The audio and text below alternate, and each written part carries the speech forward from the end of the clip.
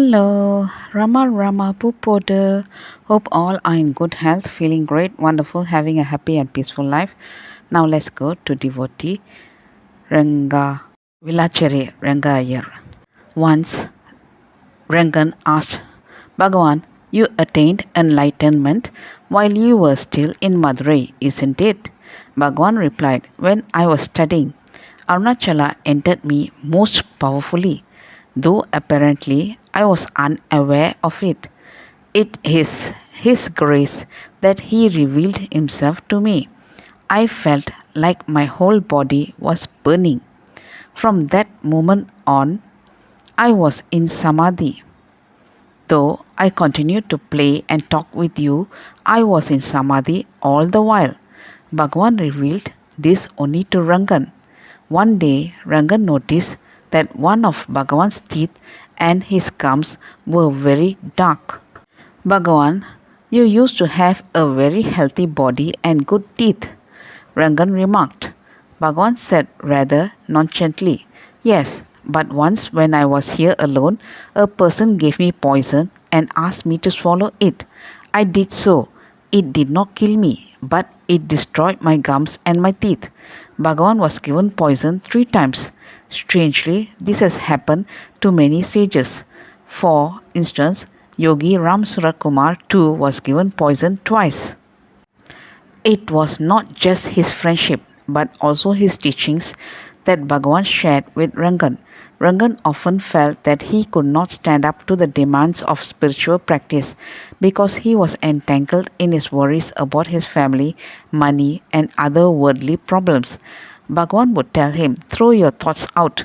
You will enjoy freedom only in a state where there are no thoughts. Unfortunately, Rangan found it difficult to follow this counsel. Feeling that it was impossible for him to progress spiritually, he asked, how many times will I be born again before I get jnana? Bhagavan gave a beautiful answer. In reality, there are no factors like time and distance. In 1 hour, we dream that many days and years have passed by. In a movie, don't you see mere shadows being transformed into vast seas, mountains, and buildings? The world is not outside you, all happens within you, like in the movie show. The small world that is in the mind appears as the big world outside. Rangan complained later, Bhagavan, your grace is not on me. Bhagavan smiled graciously and replied, Ranga, you are speaking like one who is standing neck deep in the flood waters of the Ganges, complaining that he is thirsty and says that he wants water from the tap of his house to be brought to quench his thirst. In Kumbakonam in South India, there's huge religious festival that is held every 12 years. Millions of people throng to this festival. Rangan wrote to Bhagavan that he had and his entire family were going to attend it. Yet, on the day of the festivities, he unexpectedly paid Bhagavan a visit. Surprised, Bhagavan asked him, what are you doing here? While everyone else is going to Kumbakonam for the festival, why have you come here? With the deepest devotion, Rangan replied, I came here because I recognize that the God here is greater than the God at Kumbakonam. After a few days' stay, it was time to depart. Rangan was overcome with the pain of separation from Bhagavan and wept bitterly. Bhagavan consoled him, Ranga, you are imagining that you came from Kumbakonam and are now going to Madurai. In reality, you are where you always were, that is, in the same place, with me. Being with me, you are in a state of jubilation. But when you reach the state of the self by your own effort, you will realize that there is nothing special in me. You will recognize that you too are that self. Sometimes Bhagavan would say, I am where there are no words. To this Rangan asked, then why do you talk? Out of compassion, was the master's reply. Once, Ramaswamy Pillai, another devotee, lost a bunch of keys. He came to Bhagavan and said, I have lost my keys. Bhagavan replied, the keys are where they always were. They were never lost. Only your memory is lost. Atma is always everywhere. The self is always everywhere. but due to ignorance, we spend all our time searching for it. After coming to the present Ramana Ashramam, Rangan saw many imperfections in the residents there. Remarking on this, he said, "How is it, Bhagavan, that your devotees have growing egos even though they are living around you?" Bhagavan replied, "How else can the ego be destroyed? It has to come out of the individual. Therefore, this is only a cleaning process, not a growing process." Another time, Rangan asked Bhagavan, "Why do you always extol this stone-filled hill as God?" Bhagavan said, "Do you think Arunachala is merely a heap of boulders? Many holy people and yogis live even now in its caves. Arunachala is God. It is Siva. It is self. That self which is your heart." As it happens between friends, humorous banter also took place between Rangan and Bhagavan. Once Rangan asked Bhagavan, "Have you got anything to be achieved in life?" Bhagavan said, "Everything is achieved. There is nothing which is left out." "Which means what?" Bhagavan, his friend, inquired. "I can be anything I like." Rangan had come with his grown-up daughter, so he said, "Can I bring a girl and get her married to you?" "Of course," Bhagavan retorted. Later, Bhagavan smilingly said, "For 20 years I was afraid whenever Rangan came, whether he would bring a girl and get me married. I was quite literally afraid of Rangan." Rangan was soon steeped in troubles again. His wife was sick. His daughters were not married. He had lost his job and could not pay the mortgage for his house.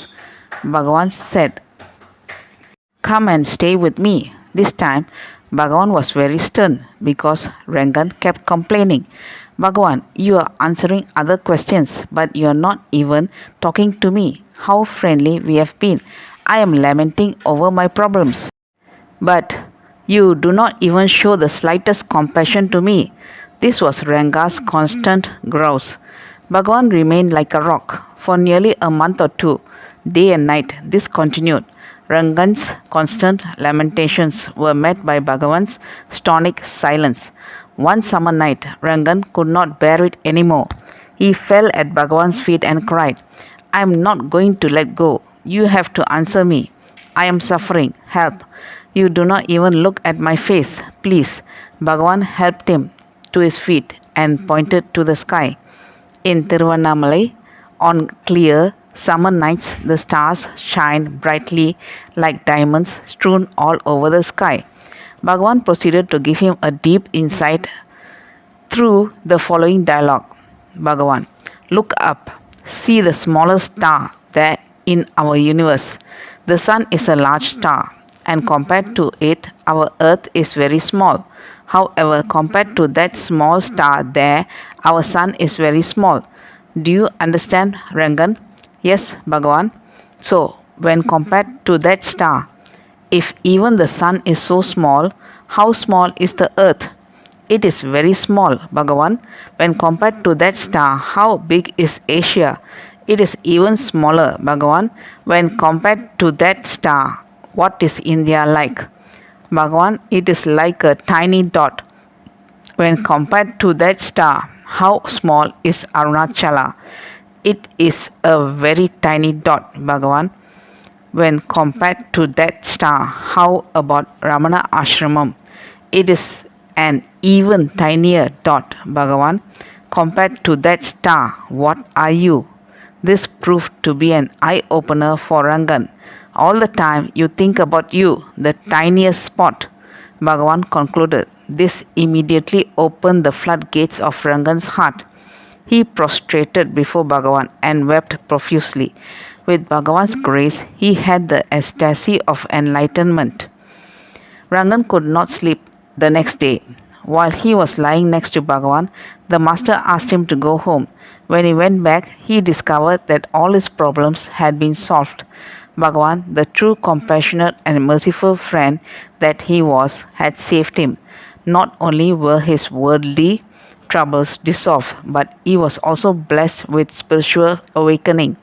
When a sage attracts a devotee to himself, in many cases he attracts the devotee's entire family with his love and wisdom. In Rangan's case too, his mother, wife, and brothers were caught in the net of Bhagavan's love and became completely devoted to him. Rangan had a brother who has also been Bhagavan's classmate. Though his name was Mani, he was nicknamed Pokiri Mani. Pokiri means rogue in Tamil. He was a tough, hefty man who intimidated people wherever he went. No one dared to pick a fight with him and gave in to his every whim. His mother was deeply devoted to Bhagavan. Even though she had seen him only as a child, when she saw Bhagavan later at Virupaksha cave, she was totally transformed. Unfortunately, her son did not share her spiritual aspirations. Once, while traveling to Tirupati, the train passed through Tiruvannamalai. Mani's mother begged him, "Let us get down here and see our Venkataraman. I do not believe in all these fake sadhus. I won't come," he rasped. He took her to Tirupati, but on the way back she begged again. "I can't proceed further. I must see my Venkataraman." Pokiri Mani finally compiled, "I will take you there just out of pity, but do not expect me to prostrate or talk politely before him. I will be the same Pokiri Mani. I do not respect these spiritual people. In fact, if you do not have any objection, I will just screw his ears, pull him back to Madurai and leave him with his mother." Renouncing at this tender age, what utter nonsense! At Virupaksha cave, Rangan's mother prostrated before Bhagavan, while Pokirimani stood there obstinately. Then Bhagavan just looked at him. The next moment, his body was flat in front of Bhagavan. He did not know what hit him. After some time, he got up and looked at Bhagavan. This time, he was a changed man. Something had happened. His mother asked, "Bhagavan, do you know who he is? Do you recognize him?" "Ah, why not? He is our Pokiri Mani," Bhagavan replied. The transformation was so profound that Mani swung to the other extreme. He became a greater devotee than Rangan. He took Bhagavan as the Lord himself and had much reverence for him. He had such reverence that he would sometimes stand outside Bhagavan's cave, send somebody inside telling them, "Please tell Bhagavan that Brahma has come."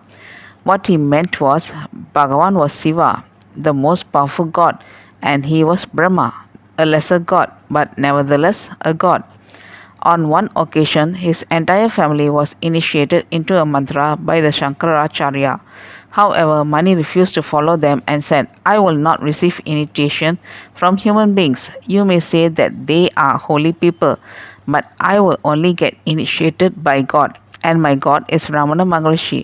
He caught the next train to Tiruvannamalai and told Bhagavan, "All our family members have gone to Shankaracharya to be initiated into a mantra. I told them that I will get direct initiation only from Bhagavan, and hence I have come to you." Bhagavan began to laugh. Looking at Bhagavan's response, Mani said, "This won't do. I will not go away from here until you give me a mantra."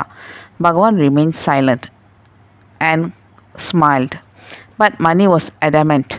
Finally, Bhagavan looked at him and said, "Shiva, Shiva." From that moment on, he constantly chanted the holy name, Shiva, Shiva, and was completely transformed. Though his physical body suffered from tuberculosis, he chanted his mantra every minute of the day. His family members soon observed that his erstwhile rogue now had a face that shone with luster. When he was about to die, he told them, "I must have my God's darshan." He was brought to present Ramana ashramam, where he told Bhagavan, "Bhagavan, I am going to leave this body. Therefore, let this body have your blessings." Bhagavan was always amused with Pokiri Mani.